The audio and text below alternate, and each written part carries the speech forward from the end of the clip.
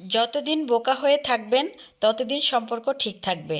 যখন থেকে ভুলকে ভুল, সঠিককে সঠিক বলা শুরু করবেন, ঠিক তখনই সম্পর্ক শেষ হতে শুরু করবে। তো যাই হোক, আজকে আমরা রান্না করে নিচ্ছি হচ্ছে ছোলার ডাল।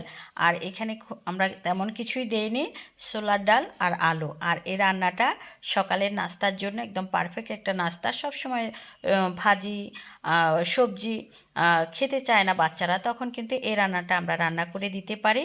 আর খুব সহজেই কিন্তু এই রান্নাটা করে নেওয়া যায়। অনেক মশলাও লাগে না, আর খেতে কিন্তু দুর্দান্ত লাগে পরোটা কিংবা রুটি দিয়ে। আর সেই রান্নাটাই আজকে রান্না করে নিলাম। আমার মেয়ে বলছিল, মা একদম রেস্টুরেন্টের মতোই হয়েছে রান্নাটা। আর শেষে একটু পেঁয়াজের বেরেস্তা দিয়ে দিলাম, দেখতেও সুন্দর লাগছে, আর একটা এক্সট্রা একটা ঘ্রাণও বের হচ্ছে। আর রান্নাটা কিন্তু অনেক সুন্দর হয়েছে, আর খেতেও অনেক মজাদার একদম খাবারটা। আমরা আজকে এটা রুটি দিয়ে খাবো সকালের নাস্তায়।